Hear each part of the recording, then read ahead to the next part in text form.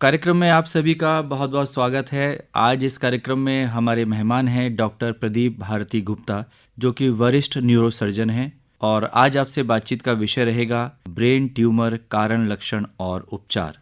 धन्यवाद अनिल जी। डॉक्टर प्रदीप गुप्ता, हम सबसे पहले आपसे जानना चाहेंगे कि ब्रेन ट्यूमर आखिर है क्या? ब्रेन ट्यूमर एक तरह से सेल्स के अंदर एबनॉर्मल कार्यक्रम है। जैसे कि कोई कंट्रोल से बाहर निकल जाता है तो एक तरह से सेल का डिवीजन एबनॉर्मल होने लगता है, जिसको कि हम लोग ब्रेन ट्यूमर कहते हैं।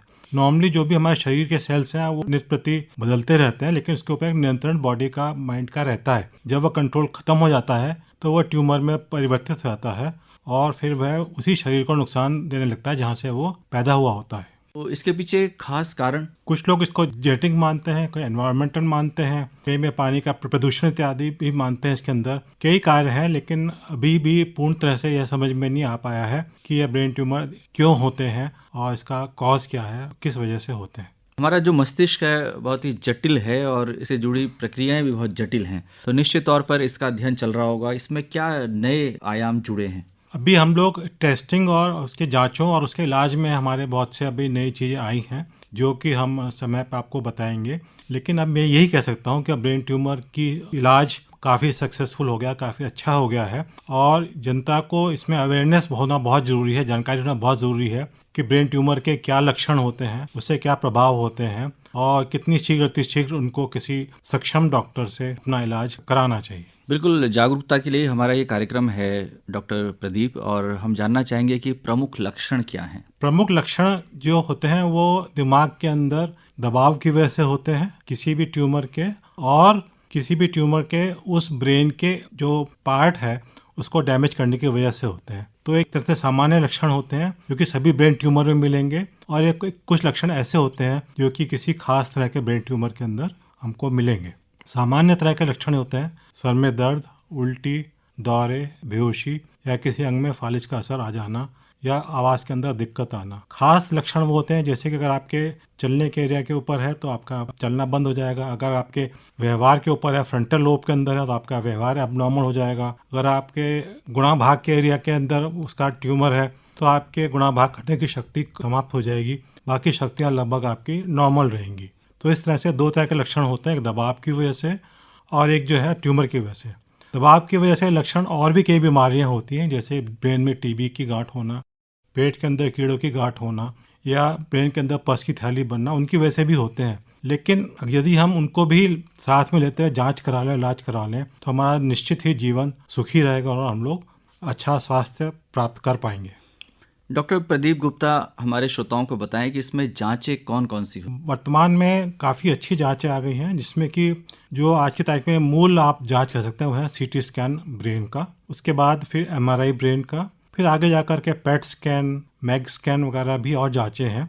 लेकिन सामान्यतः हम लोगों का जो काम है वो सीटी स्कैन कंट्रास्ट के साथ में और एक एमआरआई ब्रेन कंट्रास्ट के साथ में हम लोग जाँच में पा लेते हैं कि ब्रेन ट्यूमर कैसा है, क्या है, उसका क्या इलाज हमारा हो सकता है। हम जानना चाहेंगे कि किस आयु वर्ग में या महिलाओं में, पुरुषों में इसका क्या प्रतिशत है? एक्चुअली क्या है कि ब्रेन ट्यूमर जैसे हमने बताया कि दो तरह के होते हैं, एक जो कि धीरे धीरे बढ़ते हैं, इसको हम लोग बिनाइन ब्रेन ट्यूमर्स कहते हैं, एक होते हैं मैलिग्नेंट जो कि बहुत तेजी से बढ़ते होते हैं। मैलिग्नेंट ब्रेन ट्यूमर ब्रेन के अंदर से भी आ सकते हैं और बॉडी के किसी और हिस्से भी आ सकते हैं। यह प्रतिशत कहना कि किस आयु वर्ग में कितना है बहुत ही लंबी एक वो है, लेकिन हमें इस बात पे जागरूक होना है, यदि किसी को भी, चाहे बच्चा हो, बड़ा हो, बुजुर्ग हो, उनके अंदर ये लक्षण है सर दर्द, उल्टी, बेहोशी, दौरों के और फालिज के या याददाश्त जाने के, तो हमें जांच जरूर करा लेनी चाहिए। जो बच्चों में ज़्यादातर ट्यूमर होते हैं वो धीरे धीरे बढ़ने वाले होते हैं या उनका इलाज ज़्यादा सक्सेसफुल होता है। जो बुजुर्गों में ट्यूमर होते हैं वो ज़्यादातर ज़्यादा खतरनाक होते हैं, उनको ज़्यादा कैंसरस होते हैं और उसके अंदर जो है ज़्यादा समस्याएं आती हैं। अब बात करते हैं इलाज की, तो किस तरह का इलाज आजकल संभव है? इलाज जो है सामान्यतः उसमें हम लोग मेडिकल और सर्जिकल दो से उसको बांट सकते हैं।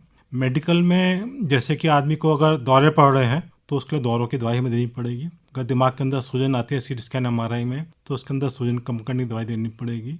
प्लस ऑपरेशन में जब हमारी बायोप्सी आ जाती है उसके हिसाब से हमको कीमोथेरेपी भी देनी पड़ सकती है। ऑपरेशन मूल रूप से इसका एक इलाज है। ऑपरेशन भी दो तरह से होते हैं, जो बिनाइन स्लो ग्रोइंग होते हैं, जो धीरे धीरे बढ़ते हैं, वो एक स्पेस, एक जगह ट्यूमर और ब्रेन के बीच में देते हैं जिसके बीच में से हम लोग जाकर के ऑपरेशन कर सकते हैं। और इसका यह इलाज बहुत ही सक्सेसफुल होता है, क्योंकि एक बार ट्यूमर निकल जाता है जो बेनाइन होता है तो बाद में आने की संभावना उसकी ना के बराबर होती है। लेकिन जो ट्यूमर हमारे कैंसरस होते हैं उसके अंदर हम लोग का जो ध्येय रहता है कि ज़्यादा से ज़्यादा ट्यूमर निकले लेकिन मरीज को भी नुकसान ना हो। तो ऐसे में जो दबाव की वजह से ट्यूमर के होते हैं, ज़्यादा निकलने के बाद में उसमें रिकवरी हो जाती है, लेकिन जो ब्रेन डैमेज हो चुका होता है उसके अंदर रिकवरी नहीं होती। जो हम लोग ट्यूमर के ऑपरेशन निकालते हैं उसके दो ध्येय होते हैं। एक तो जिसका वॉल्यूम है ट्यूमर का कम से कम हो सके, जिसके बाद में हम जो उसकी सिकाई करते हैं, रेडियोथेरेपी देते हैं, वो उसके अंदर ज़्यादा इफेक्टिव हो, और दूसरा दोबारा ग्रोथ होने के चांसेस कम से कम हो जाए। इसके अतिरिक्त और एक होती है गामा नाइफ ट्रीटमेंट होता है, जो कि ऐसी जगह पे हम लोग देते हैं जहाँ कि हम लोग ऑपरेशन करके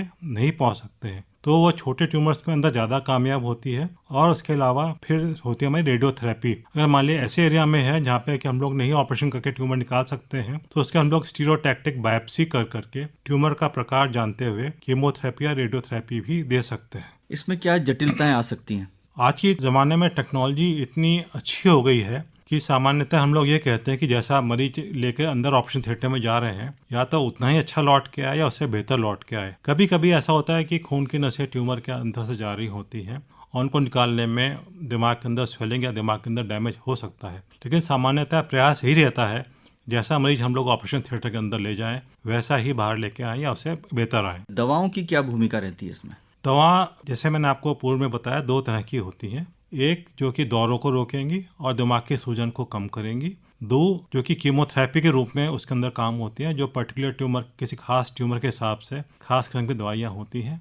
दवाइयों को जैसे उनकी साइकिल्स होती हैं उस कीमोथेरेपी को देना पड़ता है। आपको अपने लगातार ब्लड टेस्ट इत्यादि करवाने पड़ते हैं और हिसाब से आपको कीमोथेरेपी का कोर्स पूरा करना पड़ता है। जो दौरों की दवाइयाँ हैं वो क्योंकि अगर मान लो बिनाइन ट्यूमर है, स्लो ग्रोइंग है, तो कुछ समय बाद बंद हो जाती हैं। और मान लिया अगर तेजी से बढ़ने वाला कैंसरस ट्यूमर है तो उसके अंदर जीवन पर्यंत लेनी पड़ सकती है। अब बात करते हैं फॉलोअप की। फॉलोअप में सबसे ज़रूरी है कि ट्यूमर दोबारा तो नहीं आ रहा है, और दोबारा आ रहा है तो क्या उसका ऑपरेशन करके हमको उसको निकालना है, कि हमको दोबारा कीमोथेरेपी देनी है कि रेडियोथेरेपी देनी है।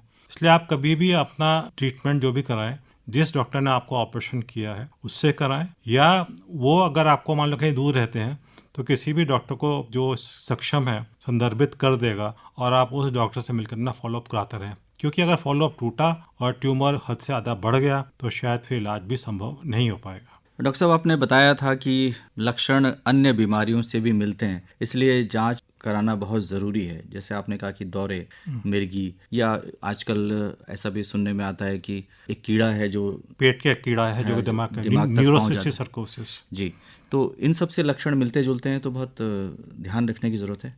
जो जागरूकता है वो इस बात की है कि लक्षण जैसे ही हमको कोई मिले जिसमें कि हमको शक हो कि दिमाग के अंदर प्रॉब्लम है, समस्याएं हैं, तो हमें सीटी स्कैन या MRI करा लेना चाहिए। अगर हमारे पास ये बीमारियां हैं जैसा कि TB है या सिस्टिक सर्कोसिस है या हाइड्रेटेड सिस्ट है या ब्रेन एब्सिस है, ये तो टोटली क्योरेबल बीमारियां हैं, तो उसमें हम जल्दी ट्रीटमेंट ले लेंगे तो हमारा वो ठीक हो जाएगा। ब्रेन ट्यूमर में भी अगर बेनाइन ट्यूमर है तो वो भी ठीक हो जाएगा। मैलिग्नेंट है उसका भी जल्दी ट्रीटमेंट हो जाएगा। बात सिर्फ समझने की ये है कि जो प्रेशर है जब दिमाग के अंदर बढ़ेगा, किसी भी वजह से बढ़े, चाहे ट्यूमर हो, चाहे पस हो, चाहे कुछ भी हो, लक्षण सेम रहेंगे, सामान्य रहेंगे। ये हमें CT स्कैन MRI ही बता पाएगा कि ये किस श्रेणी में है, इन्फेक्शन है कि ट्यूमर है कि पस की थैली है। तो डॉक्टर साहब, अंत में क्या कहना चाहेंगे हमारे श्रोताओं से? अंत में यही कहेंगे कि आप जागरूक रहें। यदि आपको किसी को लक्षण हो या किसी पड़ोसी को लक्षण हो या किसी मित्र को या किसी परिवार में किसी को हो तो इलाज कराएं। आज की तारीख में इलाज की बहुत उन्नति हो चुकी है, रिजल्ट्स बहुत अच्छे हैं। जब तक कि बहुत ही कैंसरस ट्यूमर ना हो, एक लंबा जीवन, सक्सेसफुल जीवन देना न्यूरोसर्जन के लिए